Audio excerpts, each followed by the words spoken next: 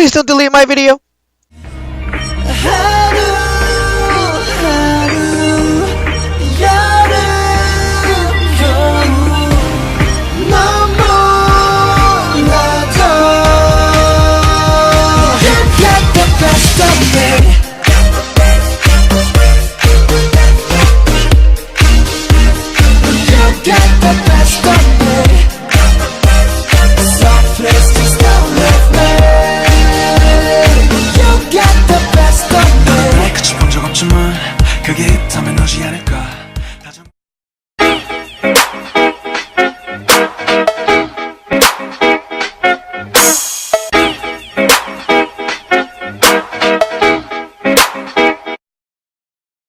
Hey guys, so today we'll be talking about the founder and CEO of Vankulture and PixCBooth. Vankulture is a car group that specify on modding vans.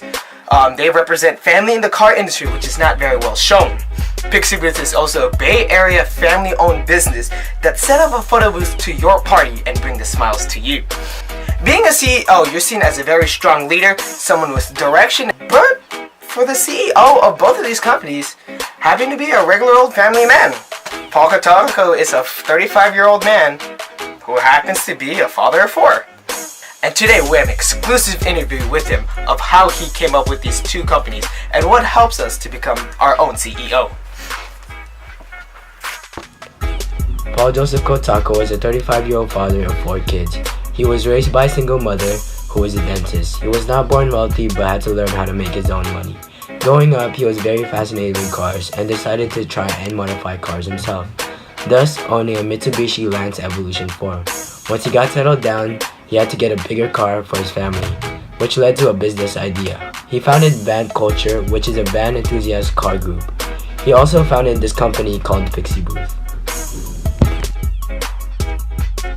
Second is a photo booth business of ours, me and my wife. Really what got us to really get involved with it is when we saw one in a friend's wedding. So when we saw that, we were sold. We said, hey, let's do this business. I think it's great, and I think it will help us financially. So let's talk about globalization. For PixCBooth, they have not been super global. They are only to cater to some part of the Bay Area, but they have plans to go global anytime soon. Paul, the CEO of the PixCBooth and Vankulture, decided to put his two companies together to create a new creation called the Vankulture van. So this van is well equipped with to put a booth inside and outside of the van. And this van will be shown for the very first time at SEMA 2017. And there are plans that they will take the van across the state. But for Vankulture, so Paul, is Vankulture globalized? Yeah, well, namely Vankulture. We grew organically. We never thought that people in Indonesia and people in Japan would kind of embrace the movement or the brand, and it's been really amazing. People do like what we do, and it's definitely rewarding to see that, and I think growth has not stopped and it's still growing, so that's the big part. Now let's talk him as a leader. Paul, in our eyes, is a wonderful leader. He promotes family life in both of his companies since he's never had a solid one. His mindset is to always push himself and others to be at their best. He says that anyone can put their hobbies to be a career if they put their mind to it. He said that for anyone to be successful in a business or in life in general, you must take risks. Definitely to be a CEO, you have to have a sense of direction.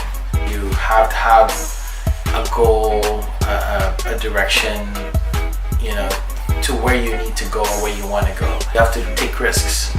You have to be able to open your mind and push for who you want to be or succeed in life. Pushing for what you want without, really thinking to, without being scared of doing it. So if not, then most likely you probably won't succeed. So Now let's talk about how he treats his employees. For Vankulture, he has no employees whatsoever. He does all of his boxing, labeling, and shipping by himself while balancing another company and still being a father of 4.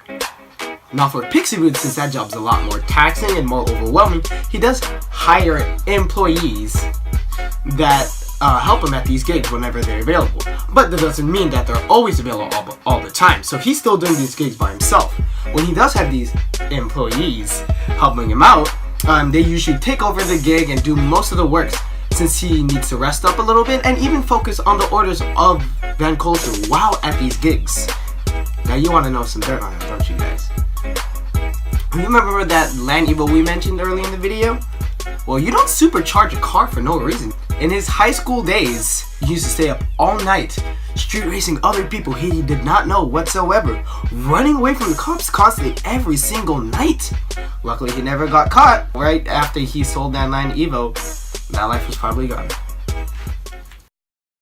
You can make anything look cool as long as you put your passion into it. You don't just do the normal things in life, you push further. My name is Paul Katako, and I started Vankulture 2 years ago.